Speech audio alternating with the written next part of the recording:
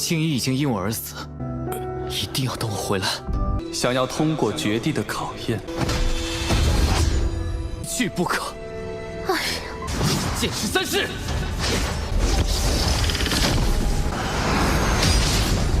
才能看出你小子一剑绝尘。Halo guys, balik lagi bersama Mimin from Zero. Di video kali ini Mimin bakalan kembali melanjutkan alur cerita Donghua berjudul Lingwu Dalu atau Lingwu Kontinen part ke-24 ya. Seperti biasa, sebelum masuk ke rekap ceritanya, buat kalian yang menonton video ini tapi belum subscribe, tolong di subscribe dulu ya guys. Dan jangan lupa nyalain lonceng biar nggak ketinggalan update terbaru dari channel From Zero.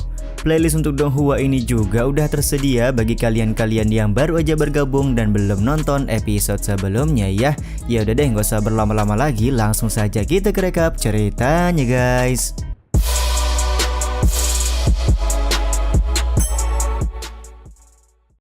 Di akhir episode yang lalu, King Chentian berhasil menemukan lokasi dari Tisiong yang kondisinya sangat memprihatinkan. Bahkan Chentian melihat dengan mata kepalanya sendiri kalau Qingyi sudah tidak bernyawa dimakan oleh binatang monster. Episode kali ini pun dimulai dengan Chentian dan Evian yang sudah membawa Tisiong ke sebuah tempat untuk beristirahat. Evian juga menceritakan awal mula kejadian mengerikan ini bisa menimpa mereka. Diketahui Yu Zhanghao adalah dalang utama yang sudah membuat mereka seperti ini. Pada waktu itu, Yu Zhanghao telah mendapatkan informasi kalau Evian, Tisiong dan juga Qingyi menukarkan inti serigala monster. Jadi dia beranggapan kalau mereka bertiga yang sudah membunuh adiknya. Tapi karena terkendala aturan gerbang dalam, maka Yu Zhanghao memerintahkan Huan Yonglong yang berasal dari gerbang luar untuk menganiaya Tisiong, Qingyi dan juga Evian. Demi melindungi Evian, Tisiong harus terluka parah dan mendapatkan siksaan, sementara Qingyi harus meregang nyawa karena perbuatan dari Huan Yonglong. Chentian sendiri terlihat mempertanyakan di manakah keberadaan dari tim penegak hukum hingga membiarkan sesama murid melakukan kekejaman seperti ini. Kami dikurung oleh Huan Yonglong jadi tidak bisa melaporkan kejadian ini. Lagi pula orang-orang di dalam tim penegak hukum merupakan rekan-rekan dari Yu Zhanghao, ucap Evian menjelaskan kepada Chentian. Mendengar semua penjelasan ini sontak membuat Bang MC sangat marah, terlebih lagi saat ini luka yang diderita oleh Tisiong sangatlah parah. Luka di bagian syaraf membuat Tisiong terancam kehilangan kultivasinya. Karena tidak bisa berbuat apapun, akhirnya Evian menyarankan agar mereka mencari inti binatang monster untuk ditukarkan beberapa bahan obat guna bisa mengobati luka Tisiong. Akan tetapi Chentian berkata kalau murid gerbang luar tidak mempunyai akses seperti murid gerbang dalam, jadi mereka hanya bisa menukarkan inti binatang monster dengan bahan obat luka ringan saja. Karena sudah tidak punya pilihan lain, Chentian akhirnya memutuskan untuk pergi ke sebuah tempat bernama Tanah Sen untuk melewati pelatihan. Jika nantinya berhasil, tentu saja Chentian bisa mendapatkan bahan obat untuk menyembuhkan Tisiong. Risiko besar akan diambil oleh Chentian karena Tanah Sen merupakan tempat berbahaya yang tidak bisa dimasuki oleh sembarangan orang. Meskipun begitu, tekad Chentian sudah bulat karena dia tidak ingin kehilangan nyawa temannya lagi. Tisiong sendiri tampak bersedih karena Chentian rela mengorbankan keselamatan dirinya sendiri demi mencari bahan obat.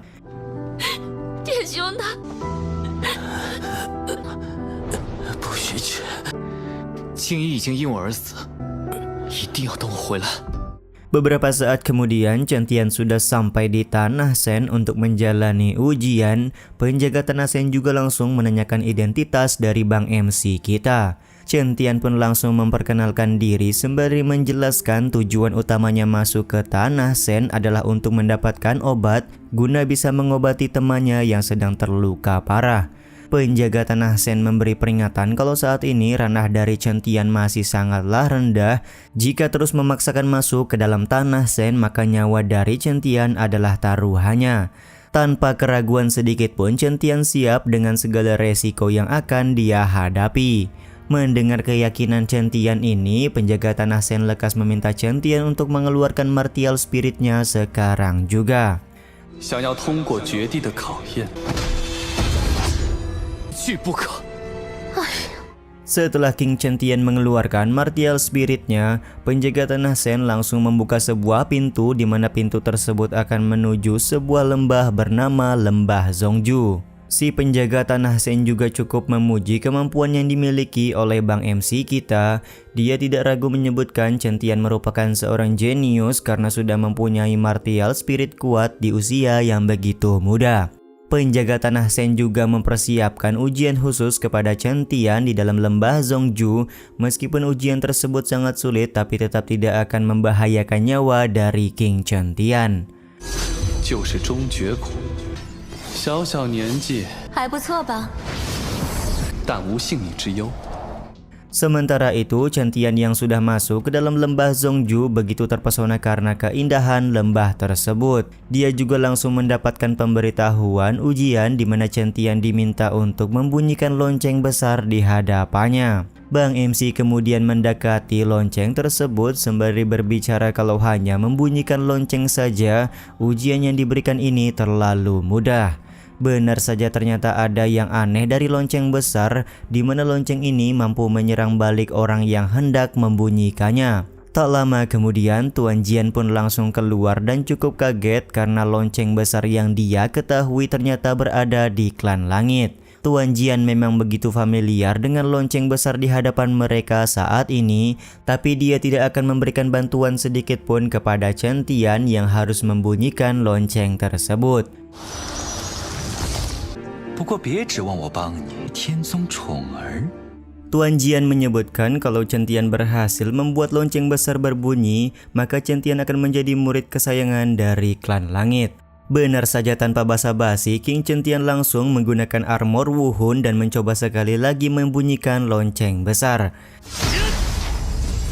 似乎能把受到的攻击 Akan tetapi tetap saja Chen Tian mengalami kegagalan karena lonceng besar berhasil mengembalikan serangan yang dia gunakan. Bahkan Chen Tian harus mengeluarkan martial spirit pedangnya serta menggunakan teknik 13 gaya pedang untuk membuat lonceng berbunyi. Alih-alih mendapatkan keberhasilan, Chen Tian malah beberapa kali mendapatkan serangan balik. 剑持三式。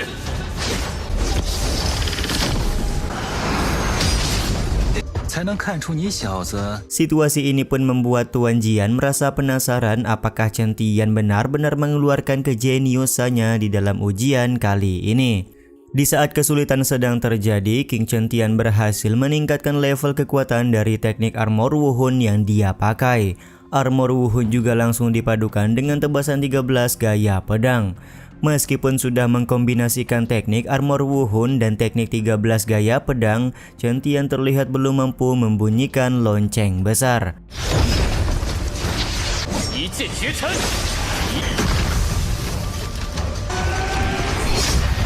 不，这像是 Sementara itu di tempat lain, Yu Zhanghao datang ke lokasi pembantaian Huan Yunlong dengan membawa tim penegak hukum murid gerbang dalam. Anak buah dari Yu Zhanghao mulai playing victim dan menyalahkan Chen Tian atas kejadian ini. Bahkan anak buah dari Yu Zhanghao mengadu domba Chen Tian dengan ketua tim penegak hukum yaitu Ketua Zhao. Tentu saja momen ini membuat Ketua Zhao sangat marah. Situasi ini semakin diperparah setelah Yu Zhanghao juga playing victim agar Chen Tian mendapatkan hukuman dari tim penegak hukum.